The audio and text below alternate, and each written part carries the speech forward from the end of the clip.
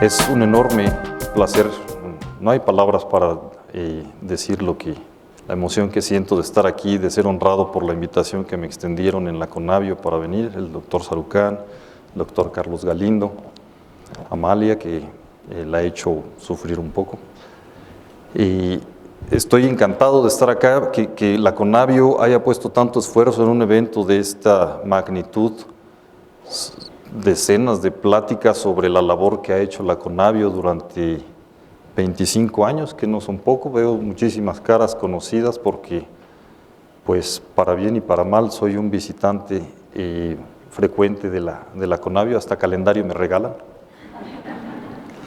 Y también vi por ahí un niño, hasta mi madre vino, en fin, muy variado el público. Y lo que les vengo a platicar hoy es hablar sobre el tema de cambio climático y sus repercusiones en la biodiversidad, pero desde el punto de vista, pues, de lo que soy, un biólogo. Y la plática está orientada, pues, no para los especialistas en el tema de cambio climático, sino al revés, para la gente que no es especialista en el cambio climático, con la intención de, pues, sobre todo en las caritas jóvenes, despertar la inquietud y el interés en este tema. La plática está dividida en 4 secciones. Vamos a comenzar con hablar un poco sobre el cambio climático en general. El cambio climático como tema ya se salió del ámbito académico desde hace 2 décadas, yo creo, más o menos. Ya no es solamente es un tema de investigación, sino ha percolado en la sociedad. Ahora todo el mundo está enterado de que existe un fenómeno ahorita, que el clima está cambiando, y eso en general es muy bueno porque hace conciencia en las personas, pero también tiene algunas de sus desventajas, ¿no? Porque fluye un montón de información que es incorrecta, que es falsa, o se trata de manipular de diferente manera. Y nosotros, si leemos los diarios, podemos ver las posiciones opuestas sobre los creyentes y los no creyentes del cambio climático, más ahora en estos tiempos en donde el presidente de los Estados Unidos, pues, se ha manifestado abiertamente en que eso no existe, que es una invención de los chinos, etcétera, ¿no? Entonces, esta efervescencia, este gran vigor que tiene el tema es muy importante, pero así de importante es el tema, lo importante es ponerlo en su contexto, en su dimensión de qué es lo que está pasando y qué tan común es una cosa de estas. Entonces, lo que lean en los diarios o lo que ustedes perciban no necesariamente está relacionado al cambio climático, aunque ahora todo es culpa del cambio climático y todo se come con cambio climático. Estamos en un periodo de calentamiento y tenemos mucho frío ahora. Bueno, pues es culpa del cambio climático porque ahora va para abajo la temperatura, en fin. Cuando uno se mete en el tema, hay que tener cuidado de dónde está la información buena y dónde está la información que no es buena. Les voy a pasar esta animación que tiene la NASA y que cada año la actualiza para que ustedes vean de lo que se trata el tema del cambio climático. El hecho de que se sienta frío, o que se sienta calor, o de que haya un año caliente o que haya un año lluvioso, etcétera, no necesariamente es culpa del cambio climático. Puede ser, pero también puede no ser. Esta animación lo que nos muestra es la temperatura media mundial, cómo ha cambiado, cómo cambia la temperatura con respecto al promedio en este periodo. De 1880 al 2016 se saca la temperatura media. Entonces los colores rojos, amarillos y rojos es zonas en donde es más caliente que ese promedio, y los colores azules son zonas en que es más frío que ese promedio, ¿sí? Y ahora quiero que hagan un ejercicio de ver a 2 lugares distintos al mismo tiempo. Vean los colores cómo se van cambiando, pero pongan atención en México y a las fechas. Esto va a empezar desde finales del siglo XIX. Entonces las zonas amarillas y rojas son que es más caliente que el promedio. Entonces, si se fijan, el planeta es azul, es más frío que el promedio, Pero si llegamos a los 70s, empieza a verse una tendencia clara de que en todo el planeta se empieza a poner amarillo y colorado. Estos datos son extraídos de instrumentos, no son inventados. Entonces, no hay duda, pues, de que hay un proceso de calentamiento. Si se fijaron en la animación, aunque es rápida, la parte de México ha sufrido enfriamientos y calentamientos, y de hecho, desde los 50s o 40s hasta los 70s, estaba en un periodo de enfriamiento. A partir de los 70s, entonces ya se viene una tendencia clara y sostenida al calentamiento, y como ven, la Antártida se está enfriando y el Polo Norte se está calentando, eso sí lo sabemos, ¿no? Esta tendencia de calentamiento va a continuar y la ciencia ha avanzado lo suficiente como para poder proyectar hacia el futuro con un margen de incertidumbre, pero por lo menos la tendencia es clara de que esto va a continuar durante las siguientes décadas y probablemente los siguientes siglos. Pero ¿esto qué tan común o qué tan nuevo es? O sea, para nosotros como la sociedad organizada que somos, comunicada mundialmente, pues es el tema ambiental más importante ahorita. Y luego discutimos eso. Pero si lo vemos en la vida del planeta, esto es uno más de los eventos de calentamiento, de muchos que ha habido, calentamientos y enfriamientos. Les voy a explicar esta gráfica. Lo azul es clima más frío que el promedio actual, lo rojo es más caliente. Esta es la historia de la Tierra, más o menos, desde hace 544 millones de años, y esto es el presente. Entonces, ustedes pueden ver que ha habido pues, periodos más calientes. Este es ahorita, estamos en la línea que divide lo azul con lo rojo, un poquito arriba. Ha habido periodos mucho más calientes y periodos mucho más fríos también, ¿sí? Pero mucho más calientes. Y la vida sigue. Estos eventos de enfriamiento y de calentamiento, claro que han causado alteraciones súper importantes en la dinámica de la vida del planeta.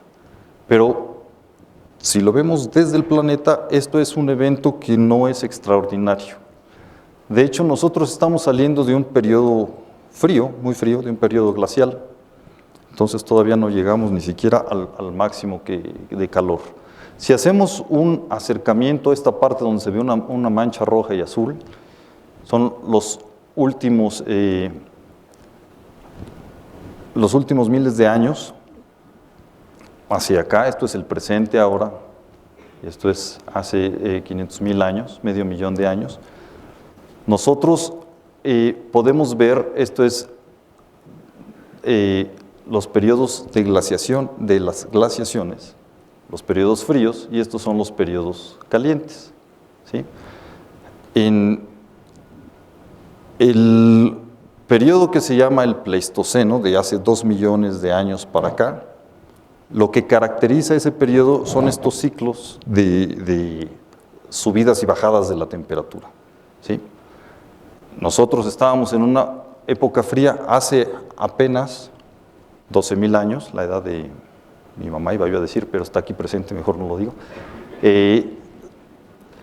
Y desde hace aproximadamente unos 10,000 años el planeta se está calentando.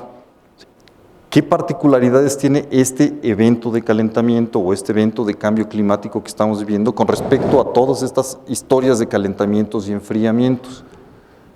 En términos de la cantidad de grados centígrados que está aumentando y que se proyecta que aumente a lo largo de este siglo, es bastante comparable a lo que pasó hace 12 o 10,000 años. Alrededor de 4 o 5 grados en este brinco de la temperatura bien fría en el pico de la glaciación hace 18,000 años por allí. A la fecha, pues ha habido unos 8 grados de aumento, con este periodo más o menos estable de unos 2,000 años, y de aquí para acá son unos 4 grados centígrados, ¿no? ¿Qué pasó en ese periodo? Bueno, muchas alteraciones, vamos a irlas viendo, pero tenemos un punto de comparación de lo que está pasando ahorita con lo que ha pasado en la historia. Entonces, eso es una cosa que necesitamos recoger. Necesitamos evitar irnos con la euforia del tema y analizar la historia para saber cuáles lecciones podemos aprender de lo que ya ha venido ocurriendo. La diferencia entre el último calentamiento con este es la velocidad a la que está ocurriendo este.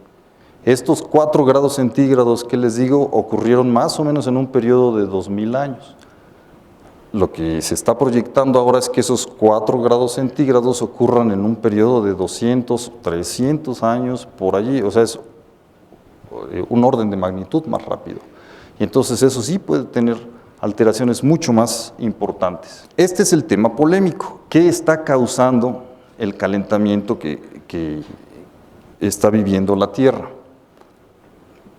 Más allá de los creyentes y los no creyentes, más bien dogmáticos,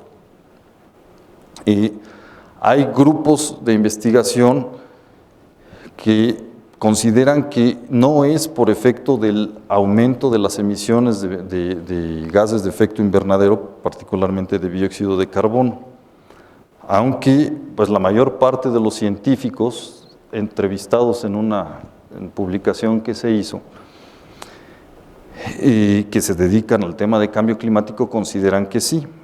Ahora, ¿por qué los que consideran que no es un efecto directo de las actividades humanas? ¿Cuáles son sus argumentos? Tienen varios, pero hay 2 que son para mí importantes de mencionar. La forma en que se ha establecido que son los gases de efecto invernadero los culpables del aumento de la temperatura es por medio de la correlación que existe, o la relación que existe entre el aumento de la temperatura y el aumento de los gases. Los no creyentes en esto dicen que esa relación no necesariamente es una relación de causa-efecto, causal, porque ha habido otros periodos de calentamiento y otros periodos en donde el dióxido de carbono ha aumentado sin calentamiento. Habría que revisar ese argumento. Y otro de los argumentos que ellos ponen de manifiesto es que la conformación de la atmósfera, la constitución de la atmósfera es, en su mayoría es nitrógeno, 78% de la atmósfera es nitrógeno. El 21% es de oxígeno, ahí ya son el 99%.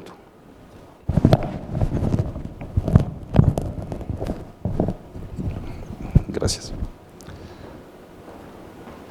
Y de ese 1% restante, la mayor parte es vapor de agua. Y después le sigue el argón. Y el dióxido de carbono tiene una concentración del 0.03% de toda la atmósfera. Entonces, ¿en cómo es posible que un elemento que es tan bajo en las concentraciones en la atmósfera pueda causar un cambio tan importante? En fin, está ese debate. Es importante ver las 2 visiones. Yo pienso también, bueno, si uno toma una gota de cianuro, pues también no la sobrevive, ¿verdad? Y es menos del 0.003% de lo que nosotros estamos constituidos. Entonces, es importante ver las 2 visiones para ir entendiendo el debate. Ahora, lo que sí es muy diferente, lo que no había ocurrido en los eventos anteriores, o no con la magnitud que está ocurriendo, es todos los demás factores que están incidiendo sobre la dinámica biológica del planeta, ¿no? Son factores que pues actúan en conjunto con el cambio climático y entre ellos mismos, y lo que hace que pues los temas de los que se han hablado en toda esta serie de conferencias, el tema del que habló el doctor Dirso sobre los procesos de extinción, se puedan ver pues aumentados, se puedan ver exacerbados. Entonces, sí es un O sea, yo no quiero reducirle la importancia al tema del cambio climático, yo lo que quiero es ponerlo en su justa dimensión con respecto a todo lo demás. ¿Cómo influye el cambio climático en la vida, a los seres vivos en el planeta? Vamos a entenderlo un poco desde la biología. En un sitio dado, cuando las condiciones ambientales cambian, va a haber un conjunto de organismos de una especie que no les guste, que lo resientan. Un año, por ejemplo, demasiado seco para una especie que necesita el agua, pues lo resienten. ¿Y cómo lo resienten? Puede ser que pues, se mueran los individuos, o puede ser que sobrevivan, pero no estén muy saludables y entonces no se puedan reproducir. O puede ser que sí se pueden reproducir, pero no pueden criar a la descendencia y se mueren jovencitos. Si este proceso es extendido en el tiempo, es crónico, entonces a esa especie que le está yendo mal, a esos individuos que les está yendo mal, las poblaciones que están allí, pues en el largo plazo, si esto se mantiene, pues se van a eliminar de ese lugar, se van a extinguir localmente. Ahora, así como hay a quienes les va mal, también hay otros que les va bien, ¿no? Va a haber especies que siendo más calientito, más seco, más húmedo, como esté cambiando el clima ahí en ese lugar, pues les convenga y entonces se reproducen más y las poblaciones crecen. Esto se tiene que ver en el largo plazo. El cambio climático no se puede ver de un año a otro, no se puede ver de 5 años, tiene que ser un periodo de décadas en donde pasen generaciones de una población de una especie que esté allí para ver las consecuencias que está teniendo sobre esa especie. Pero las especies también se defienden, han desarrollado mecanismos para lidiar con el clima, con las variaciones del clima. Miren, de todas las especies que estamos aquí habitando el planeta, la abrumadora mayoría, no quiero decir un porcentaje porque no lo sé, pero la abrumadora mayoría estuvimos en la transición del Pleistoceno al Holoceno, es decir, hace 10.000 años, cuando la última glaciación y este calentamiento. Es más, la gran mayoría de las especies hemos estado, incluso Homo sapiens, en más de un evento de cambio climático. Homo sapiens tiene alrededor de 200.000 años como especie reconocida. Hace 200.000 años estábamos en un periodo saliendo de una glaciación y en un periodo caliente, digamos. Y hace 120.000 años empezó el enfriamiento otra vez. Y luego hace 12.000 años empezó el calentamiento otra vez. Y así todas las especies que estamos acá, o la gran mayoría, hemos vivido, lidiado y sobrevivido al cambio climático, a estos cambios climáticos. Otras no. Pero este proceso evolutivo hace que las especies pues, desarrollen mecanismos de adaptación a los cambios. Este es un estudio de uno de mis alumnos en el que él dijo, bueno, ¿y cómo le hacen las lagartijas que viven en zonas muy, muy calientes para lidiar con el calor? Porque a las lagartijas mucho calor las puede matar. Entonces, bueno, él lo abordó desde el comportamiento de las lagartijas. Entonces, las lagartijas escogen sus horas de actividad en el día, cuando no son las horas más calientes, y se guardan cuando hace mucho calor, y son muy buenas buscando refugios, ¿sí? Entonces, hay mecanismos, claro, hasta un punto. Llega un punto en el que ya los mecanismos de resistencia a los cambios, a las variaciones así, pues no funcionan, ¿no? Y las especies responden. En este otro estudio, es una demostración de que ya las plantas están respondiendo a los cambios que ha habido en los periodos naturales, digamos, o lo que era lo normal de inicio de la primavera. Como se está calentando el planeta, sobre todo en el hemisferio norte, digamos, la primavera llega antes y las plantas responden a eso. Ahora, ¿qué consecuencias tiene todo esto? Si algunas especies tienen los mecanismos de resistir estos cambios, ¿por qué podríamos esperar entonces que les fuera mal? Porque no vivimos solos. Hay una serie todas las especies tienen un conjunto de relaciones y de interacciones que dependen de otras especies para sobrevivir. Entonces, cuando se rompe esa sincronía en las respuestas de las especies, puede haber consecuencias. Pero si nos vamos atrás en el tiempo y vemos las lecciones del pasado, digamos, o sea, nos damos cuenta que pues, muchas de las especies permanecen en el tiempo, sobreviven los cambios climáticos, ¿no? Y por muchos millones de años. Estos son algunos ejemplos. Y otras especies, digamos que la estrategia o la forma en que han podido sobrevivir, y no lo tomen como que la especie está pensando cómo le va a hacer para sobrevivir, porque no funciona así la cosa, sino que los procesos en el tiempo van funcionando y el resultado son los patrones que nosotros vemos. Las especies migran buscando las condiciones ambientales que les gustan, pero no lo tomen como que un individuo se mueve de aquí para allá.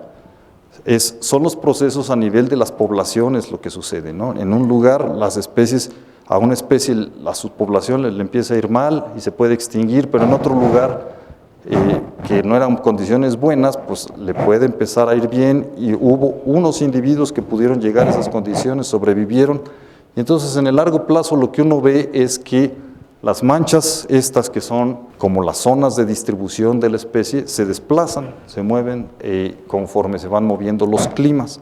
Este es un análisis ya viejito para entender en esa transición del Pleistoceno al Holoceno cómo hicieron algunos de los mamíferos para sobrevivir, y lo que encontramos en ese análisis fue que básicamente fue porque pudieron moverse. Entonces, la migración es decir, la posibilidad de que las especies se muevan es una cosa que es importante en estos procesos, ¿sí? Por cierto, este estudio tiene una anécdota de aquí del insigne doctor Soberón, porque fue parte de mi tesis de doctorado cuando el doctor Soberón hizo una estancia allá en la Universidad de Kansas, donde yo estaba estudiando, y yo estaba interesado en el tema de cambio climático, pero siempre pensando en cómo hacerlo para futuro, ¿no? Y Jorge no se ha de acordar de eso, pero él fue el que me dijo, si tú quieres aprender de cambio climático, no veas para adelante, ve para atrás. Y esa es la mejor lección que he tenido al respecto del cambio climático. Ahora, hay una serie de consecuencias cuando las especies se mueven, cuando en un sitio desaparecen unas y llegan otras, consecuencias buenas y malas para las especies. Un ejemplo es la hibridación. En zonas en donde antes dos especies no había contacto, pero por el clima que unas se mueven y las otras se quedan, puede haber contacto y entonces se pueden hibridizar. Este es un caso emblemático. Este osito, pues lo cazaron, pero estaba muy raro. Vean su cara, no es que esté mugroso, es que así su cara era café. En realidad es un híbrido entre el oso polar y el oso grizzly. Que el oso polar, con esto de que los casquetes se han reducido, los osos grizzlies han podido subir más, y entonces ya hubo contacto entre las dos especies de osos en una zona donde no había, y pues se enamoraron, digamos, y sacaron un hijo feo. Pero así como también, o sea, puede haber este tipo de uniones, hay separaciones. Una especie sus poblaciones se pueden separar en un ambiente que se vuelve desfavorable en medio, y eso los aísla. Entonces, estos procesos, tanto la hibridación como la separación, de hecho, produce nuevas especies en el largo plazo. Hay especies que no la libran, que se extinguen, y pues los mecanismos de extinción pueden ser varios también. Entonces, en esta dinámica de los que se mueren, de los que llegan, de los que eran muchos y ahora son pocos, y al revés, de los que eran pocos y ahora son muchos porque les está yendo bien, lo que pasa es que esto que llamamos el equilibrio ecológico, con lo que yo no estoy muy de acuerdo en el término, pero que se entiende por todas las interrelaciones que existen en las especies, se empiezan a romper, se empiezan a cambiar. Piensen en una comunidad de vecinos y que los vecinos empiezan a cambiar, y pues tú te llevabas muy bien con uno que ya se mudó, y con el que te llevabas mal, pues ahora se cambió junto a ti. En fin, eso pasa, ¿no? Entonces, en esa dinámica de reacomodo, pues hay especies que se van, que se extinguen, hay otras especies que favorecen, pero si lo vemos en una escala amplia, pues las comunidades como las conocemos cambian. Este es un estudio que a mí me gusta muchísimo de un colega del Instituto de Geología de la UNAM, se llama Alex Correa Metrio. Él es paleoecólogo, es decir, estudia la vegetación y el clima antiguo. Esta gráfica que ustedes ven de muchos colores, bueno, de muchos rojos, lo que nos dice, esto es el tiempo, este es el presente, hace 80,000 años, él lo que hizo en este lugar que es el lago Petén Itzá, en Guatemala, que es una zona tropical, un bosque, selva mediana. De esos lagos lo que hacen es que toman núcleos en el sedimento del lago, en el fondo del lago, lo que hacen es que meten un tubo con cierta profundidad, lo extraen como un popote, hagan de cuenta, lo extraen. Lo que ven en esos núcleos son como, hagan de cuenta, imagínense un código de barras, ¿no? Y cada una de esas barritas del código de barras es un periodo en el tiempo. Entonces lo que ellos hacen es que técnicas de análisis le dan fecha a esos diferentes rayitas, entonces pueden reconstruir la historia de cómo era el ambiente en ese lugar. 80,000 años pues son un periodo de frío. Aquí acuérdense que hace 20,000 años, 18,000 años fue lo más frío de la última glaciación. Y de aquí para acá es el presente. Entonces, ellos analizan el polen que existe en esos sedimentos, lo que observaron, pues que desde hace 10,000 años esto era un bosque tropical. Y si ustedes van a Petén Itzá, es como si fueran, hagan de cuenta, a cualquier región del sur de México, a Calakmul o a, bueno, algo más común, pues tal vez un poco como Cancún y por allá, que es calorcito. La vegetación es muy abundante. Bueno, pues resulta que en el periodo más frío eran bosques templados, bosques de encino y bosques de pino encino, que uno no podría imaginarse que pudiera haber un cambio tan drástico, pero lo hay. Entonces esas son con una elevación de 4, 5, 6 grados ahí. Hay una conversión de los ecosistemas ahí, de los tipos de vegetación. Entonces las consecuencias el cambio climático sí pueden ser bastante drásticas. Ahora, vamos a ver qué sabemos para México, qué es lo que está pasando acá en México. En México se ha desarrollado, el tema de cambio climático ha tomado mucha importancia y mucho impulso en los últimos 10 años, digamos. Hay grupos de investigación en diferentes instituciones que se dedican al estudio del cambio climático. Una cosa que faltaba, pero que ahora ya se está desarrollando, es entender el clima propiamente, no los impactos en la biodiversidad, sino entender cómo ha sido la evolución del clima en México. Y esto tiene que ver con que el registro del clima en México no es muy bueno. Las estaciones climatológicas que tiene el Servicio Meteorológico Nacional, pues no están repartidas de la manera ideal. También históricamente han tenido muchos problemas de funcionamiento, sin embargo, pues sí tenemos... Si nos comparamos con otros países de nuestro pelo, pues tenemos muy buena información. Pero hasta hace poco tiempo, en realidad, se han hecho estudios a nivel país de cómo ha cambiado el clima históricamente. Estos son 2 ejemplos. Aquí los cuadritos, triangulitos naranjas indican aumento y cada uno de los puntitos es una estación meteorológica. Y los azulitos son enfriamiento en el tiempo. Si es grande el triangulito es que es mucho y si es chiquito pues es que es poquito. Entonces fíjense cómo pues, se ve una tendencia general a que se ha calentado en la historia. Y esto es la lluvia. Aquí dice los aumentos y las disminuciones. Los aumentos en bolitas rellenas y las disminuciones en bolitas vacías. Entonces, a través de este tipo de análisis lo que nosotros nos podemos dar cuenta es qué regiones del país están sufriendo un cambio en su clima más acelerado que otros y hacia qué tendencia, si se están calentando o si se están secando, o si se están enfriando o se están volviendo más húmedos, etc. Hay que reconocer que pues México es uno de los actores dentro de nuestro nivel de desarrollo. Es de los países que más visibilidad y más proactividad tienen a nivel internacional.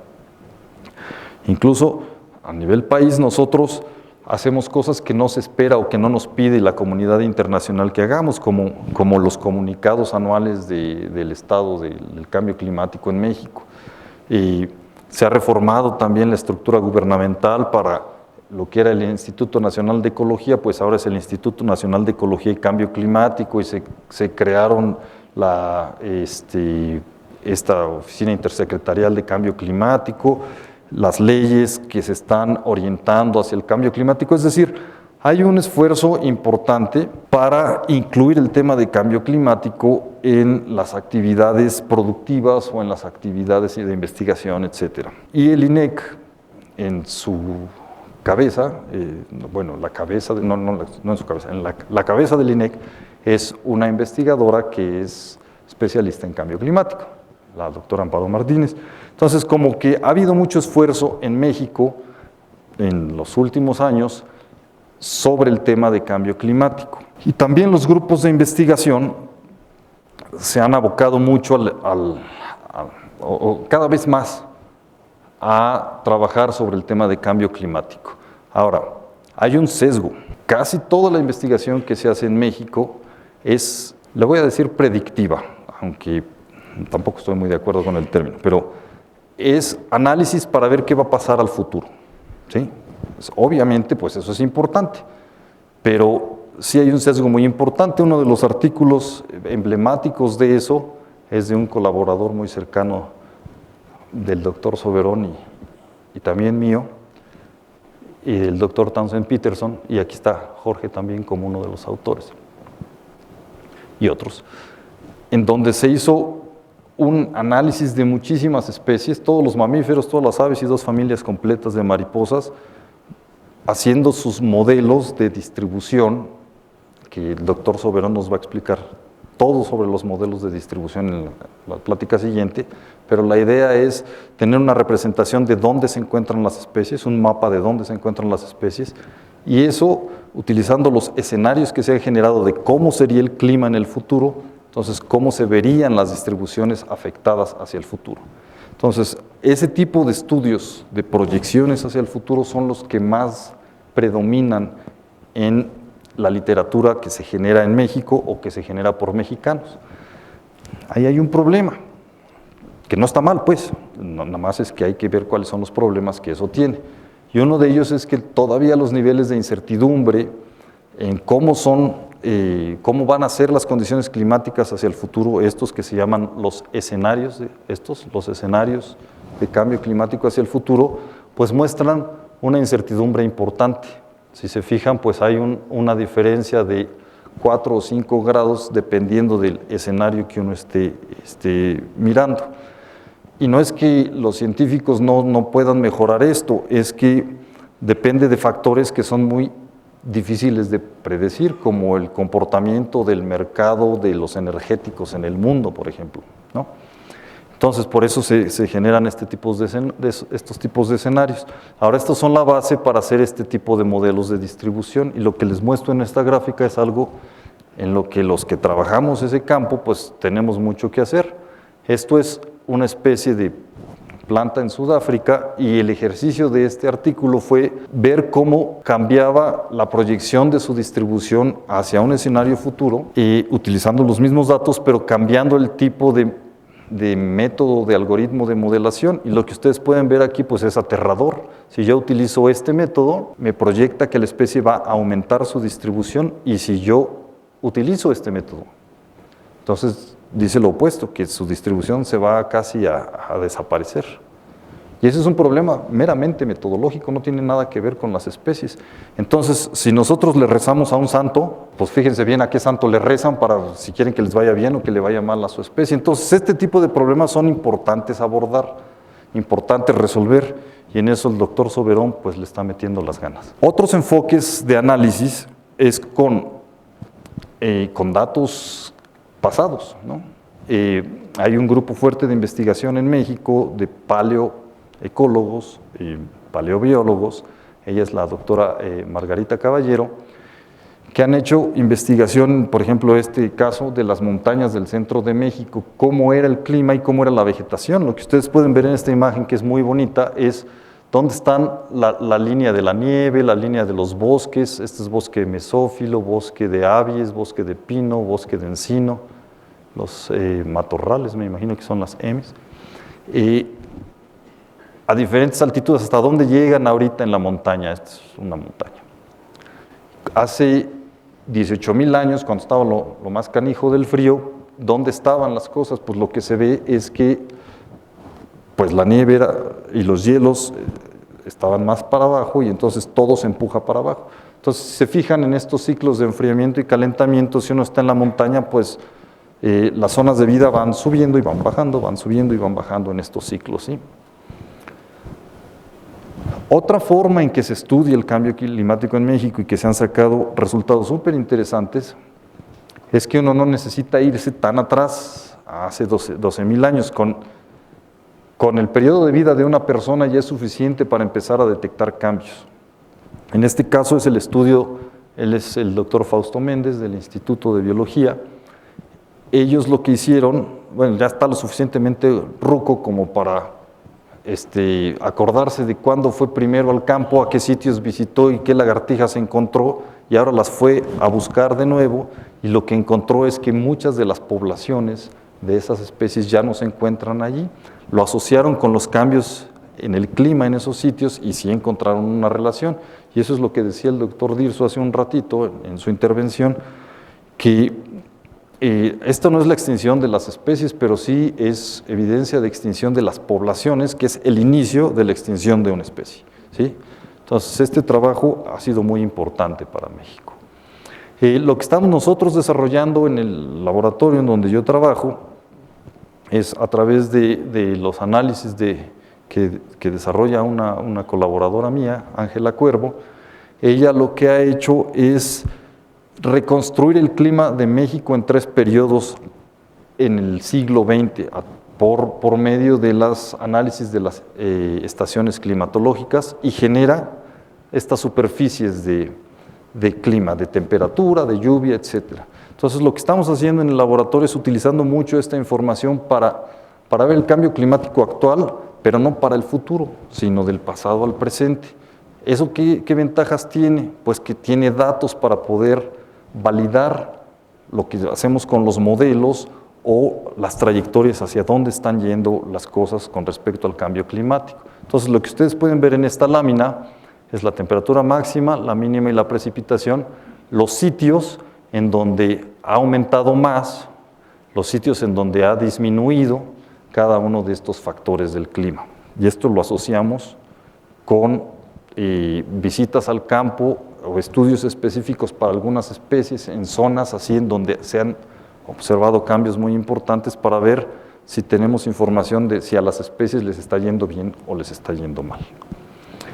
En esa misma línea de pensamiento, lo que ha hecho Ángela también es un análisis a nivel de las regiones biogeográficas de México. O sea, cada uno de estos polígonos representan unidades más o menos homogéneas del tipo de clima y de vegetación de la zona, y lo que hizo fue un análisis con estas grafiquitas de en cuáles zonas biogeográficas hay qué tipo de cambio, si ha aumentado la temperatura, la lluvia o disminuido, etc. Entonces, las barras para arriba son aumentos, las barras para abajo son disminuciones en 2 periodos. En el periodo primero, que fue del análisis, pues de 1910 a 1949, al segundo periodo, que es de 1950 a 1979, es este cambio, y luego del segundo periodo al tercer periodo, que es de 1980 al 2009. Entonces, lo que vemos pues son las tendencias, ¿no? El norte del país es el que está teniendo las tendencias de cambio más rápidas. Está aumentando más la temperatura en el norte del país que en el sur, y la lluvia es muy variable. Hay zonas en donde está lloviendo menos, hay zonas en donde se está lloviendo más.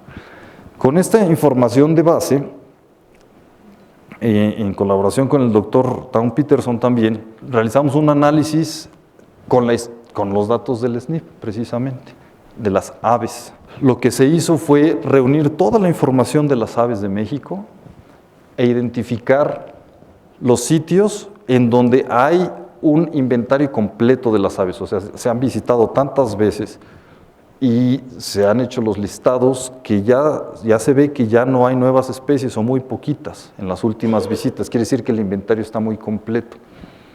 Se identificaron esos sitios y con la información nueva que están generando la Conavio como Haber Aves, esta base de datos de ciencia ciudadana, se comparó lo histórico con lo actual.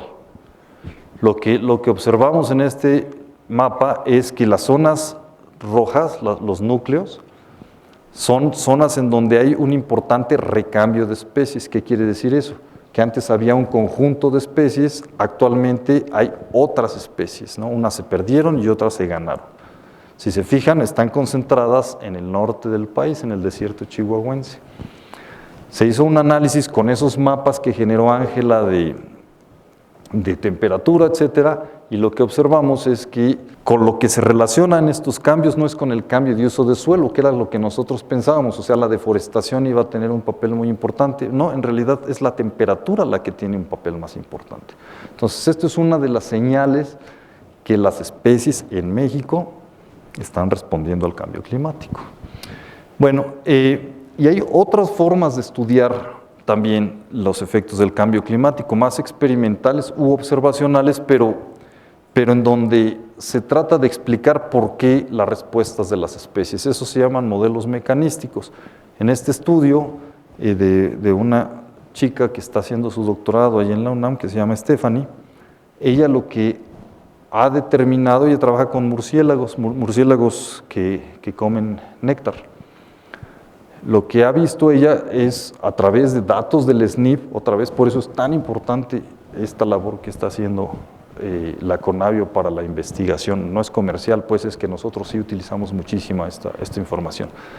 Ella determinó cuáles eran estos intervalos de tolerancia a la temperatura. Con base en los puntitos de registro dicen, a ver, cuáles son los extremos de la temperatura en donde pueden vivir, que están acá, y por medio de una serie de análisis determinaron cuáles son las zonas, las cajitas estas, en donde están cómodos en la temperatura. ¿Y dónde son las zonas en donde, aunque ya no estén cómodos, todavía pueden vivir, que son las rayitas, ¿no?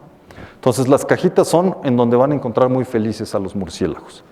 Entonces, lo que ella ha observado es que el cambio climático sí puede ser un riesgo para los murciélagos nectarívoros, porque si se fijan, todos son muy parejitos en el límite máximo de temperatura que pueden tolerar. En las temperaturas mínimas es mucho más variable, ¿no? Pero lo que se ve que en los murciélagos nectarívoros los puede matar el calor. Su asesor, que se llama Jorge Schondube, que es investigador del Instituto de Investigaciones en Ecosistemas y la Sustentabilidad en Morelia, es fisiólogo. Él se dedica a entender cómo funcionan los animales por dentro.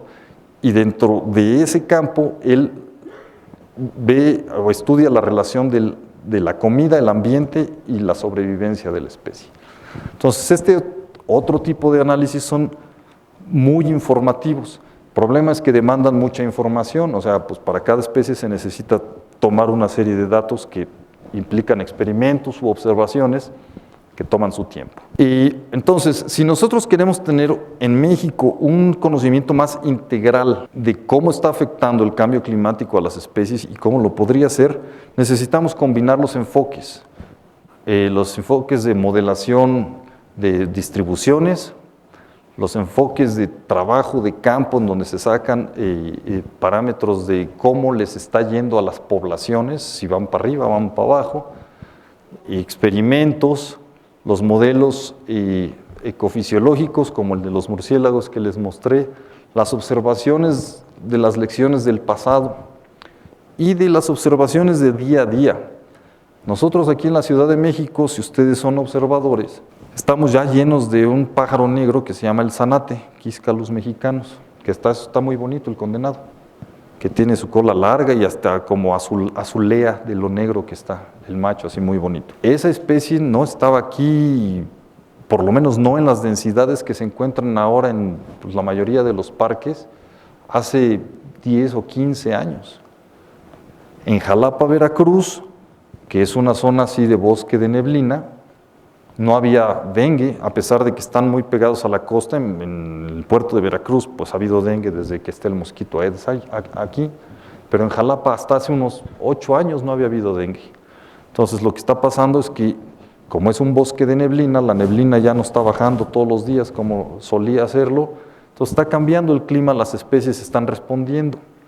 Entonces, pues sí, el tema es cómo nos vamos a adaptar nosotros, las sociedades humanas, al cambio climático y también los sistemas naturales.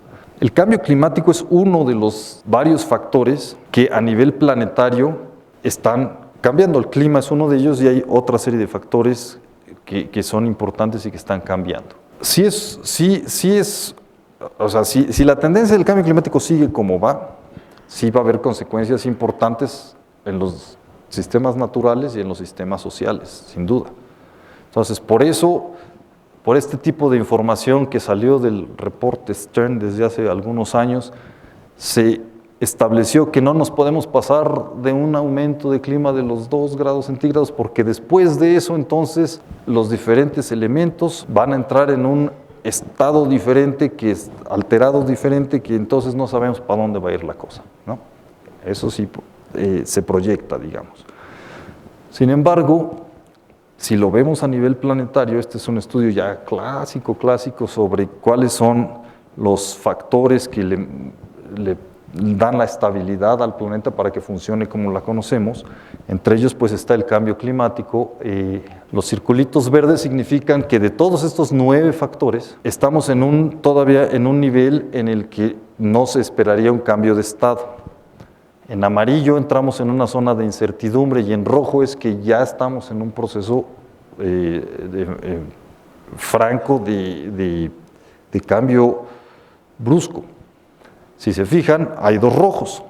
El incremento en las concentraciones de los químicos del fósforo y del nitrógeno por las actividades agrícolas principalmente, porque son los principales abonos, el nitrógeno y el fósforo, y como se depositan en la tierra con cantidades así desmedidas, y eso se lava, se va a los ríos y luego se va a los mares, y en los mares causa zonas de anoxia, de hipoxia y zonas muertas, digamos, en los océanos.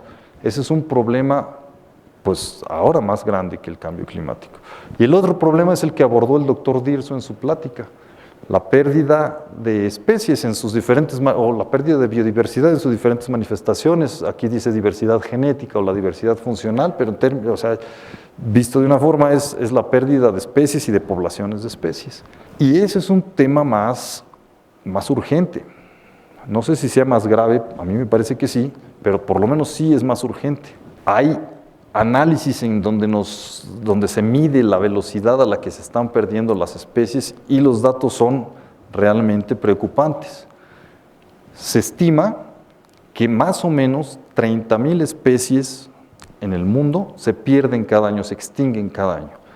Eso suena mucho, pero para que tengan una idea de qué es mucho, en México se conocen, a ver, doctor Sarucán, usted que es ecólogo vegetal, ¿cuántas especies de angiospermas en México? 24,500, 25,000, dice el doctor Sarucán. Imagínense que estamos perdiendo toda la flora de México cada año. Claro, combinada entre todos los grupos taxonómicos, pues, pero la magnitud es enorme. México es un país megadiverso en términos de vegetación también. Entonces, si este ritmo no se desacelera, se estima, y yo no sé si el doctor Dirso tenga datos más actuales, que hacia finales del siglo XX estaríamos perdiendo la mitad de la biodiversidad del planeta por efecto de que no es cambio climático. Es combinado entre todos los factores de pérdida de biodiversidad, pero el principal y el más proximal pues es la transformación de los sistemas naturales a sistemas antropizados. Les voy a mostrar un ejemplo, ahora que estoy trabajando en un centro de investigaciones en Tabasco que se llama Centro del Cambio Global y la Sustentabilidad, nada más para que tengan una idea ya tangible de todo esto. Es un proyecto muy grande, muy importante, que está coordinado por la maestra Julia Carabias, que nos interesa saber el contexto socioambiental de la cuenca del río Usumacinta. El río Usumacinta es uno de los dos ríos que tienen más agua, que llevan más agua en México. El otro es el Grijalva. Y los dos confluyen allí, en la zona de Tabasco, allí desembocan. La diferencia entre el Grijalva y el Usumacinta es que el Grijalva es un río pues, sumamente intervenido y contaminado, y el Usumacinta es un río vivo en el que no hay grandes represas, no hay ninguna represa grande. En el Grijalva hay 4 megapresas. Entonces, en la zona del sureste de México, este río pues, es el que da vida. Y la zona del sureste de México, esta es la cuenca del río Usumacinta. Es la zona en donde se concentra, pues donde está Chiapas, donde está Tabasco, un poquito de Campeche. La mitad de la cuenca está en Guatemala, la otra mitad está en México. Y es la zona de mayor diversidad en el país, biodiversidad en el país. Aquí está la selva lacandona. En un análisis que está haciendo uno de mis colegas, el doctor Alberto Gallardo, esta imagen que ustedes ven acá es una imagen del año 2000, en donde lo verde, pues son las selvas y los bosques. Hizo una comparación año con año desde el 2000, y lo que ustedes ven en rojo es lo que se ha perdido de selva en este periodo, del 2000 al 2016. Aquí, nada más de ver esta imagen, se ven muchas cosas. En principio, que Guatemala está en un proceso de degradación que México vivió en los años 70 y los años 80 en esta zona. Si nosotros viéramos esta imagen hace 30 años, pues el color rojo estaría concentrado en México y no en Guatemala. Otra cosa que se ve acá es que las áreas naturales protegidas, esto es Calakmul y esto es Montes Azules, están haciendo su chamba de proteger la vegetación de allí, por lo menos, bueno, los sistemas ecológicos de allí. Pero si se fijan a las orillas de las reservas, vean aquí Calakmul, se está poblando mucho, ¿no? Y está transformándose mucho. Es la zona más rica de biodiversidad en el país, o sea, donde hay más especies pues, en el país. Y es todavía un río vivo, o sea, una zona ecológicamente relativamente saludable. Es el último gran manchón de selva alta de Mesoamérica, es el más grande, luego junto con los Chimalapas por acá.